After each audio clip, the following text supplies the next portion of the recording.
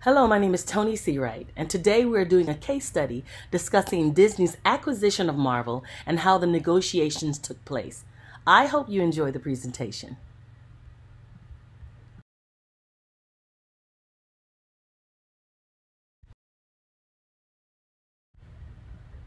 Identifying the underlying interests of both parties in the negotiations.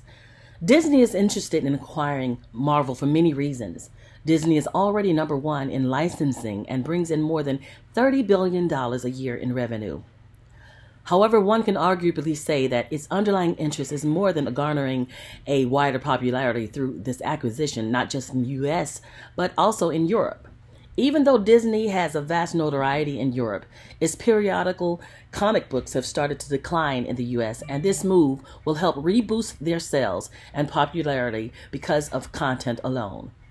Also, one can arguably say that Disney attracts little girls in big numbers with their merchandising and brand, but with a Marvel acquisition, this union can also close Disney's perpetual gap in boys' entertainment.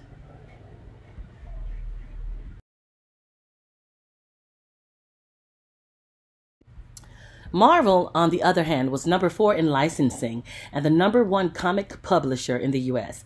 Its Iron Man franchise had already garnered over $318 million domestically and $570 million worldwide. However, Marvel understands that with a Disney acquisition, they could increase their marketability by producing more films and projects and distribute worldwide through Disney's huge European infrastructure. A Disney buyout, meanwhile, gives Marvel much more financial muscle to make films at a time when credit is still tight. Moreover, the CEO, Isaac Ike Perlmutter, had already told his confidants that once he bought Marvel back from out of bankruptcy, he planned to sell, and he stood to gain over $144 billion from the deal.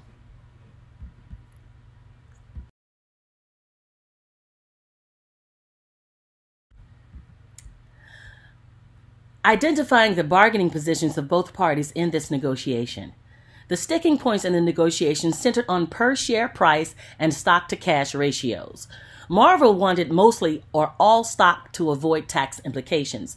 However, Marvel Vice Chair and Exec VP David Maisel started the negotiations saying that Disney would have to pay a per-share value starting with the number 5, and that it would have to be paid entirely or substantially in stock. It is arguable to say that Marvel would want their negotiations to start at $50 per share.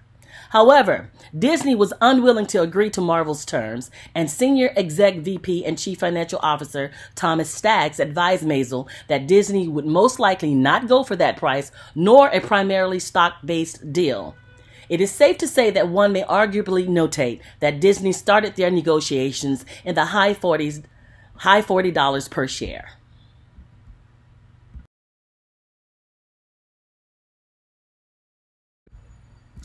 Negotiations concepts that played a role in landing this deal. There was neutral industry standards that were applied and persuaded by Maisel to accomplish this deal. One may argue that although Maisel proposed the deal of starting the shares with the number 5, he was also trying to persuade Staggs and Mayer into understanding that this number was indeed industry standards and that the numbers were appropriate for this deal. Therefore, in this instance, industry standards were applied to persuade Disney that this was a great deal offered to them by Marvel.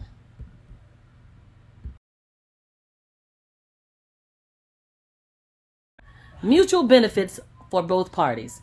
Mutual benefits for understanding the underlying interest was not just in knowing that each could benefit by increasing their popularity and getting more increase in boys' entertainment, but also to gain a financial and mutual respect in an agreement of acquisition to get to the next level of negotiations. Therefore, on July 10th, Staggs did come close by making a first proposal offer of $46 to $48 per share with a to-be determined mix of cash and stocks. This offer was then rejected by Marvel's board on July 28th. Nonetheless, just a few days later, after Disney's board met to discuss further terms, they did up their offer to $50 per share. Staggs and Marvel's advisor, Jeffrey Kaplan, haggled over that price, with Kaplan pushing for $51 to $52 per share, but Staggs and Disney did not budge, and Kaplan from the Marvel family finally agreed to $50 per share, provided all other terms of merger could be resolved and finalized.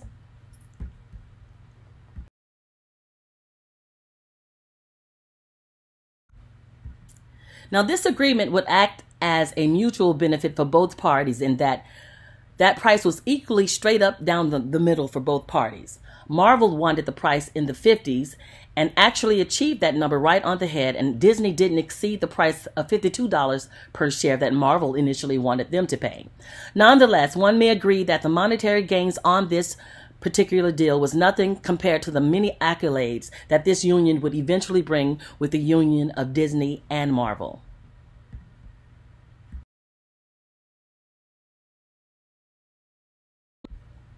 Alternative dispute resolution.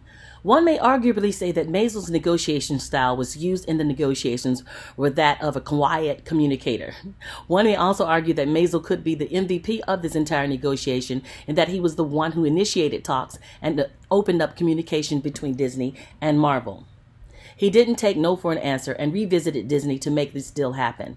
After the initial ADR concept of negotiations of what each party wanted was concluded, they then turned everything over to counsel and sort out their rights and deal protection measures for both parties. They had to work overtime to reach an August 31st deadline. All terms of the merger were concluded by August 29th, and on August 30th, both teams met to go over all agreements of the merger.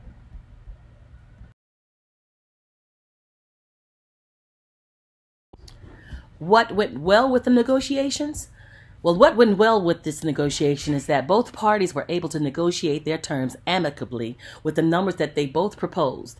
This was not a situation where a BATNA was going to ever be needed, because both parties came up with the solutions that would satisfy the other's needs without being greedy or inconsiderate.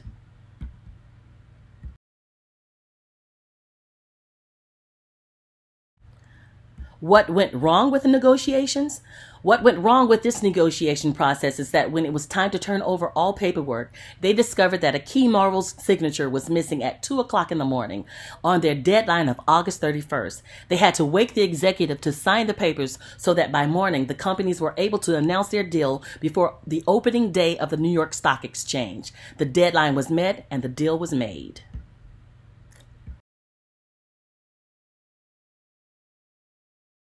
Was this an agreement that would result in a long-term relationship, a merger that would last forever? Well, this was an agreement that was reached and substantiated as a merger between Disney and Marvel that would foster a long-term and meaningful relationship in the world of comic book characters and the art of comics in general. If a stalemate was reached, the BATNA for Marvel would have been that they would continue to make their Iron Man series, and Disney would continue to do what they do in the world of comics abroad, as well as in the U.S. But at some point, if they were at a stalemate, one could assume that it would be inevitable for Disney to acquire Marvel in the future at some point or another. This acquisition gave Marvel the financial backings that it needed to produce its films, and for that, it was worth the wait. Disney would fare well because they would acquire one of the biggest comic lines in the world.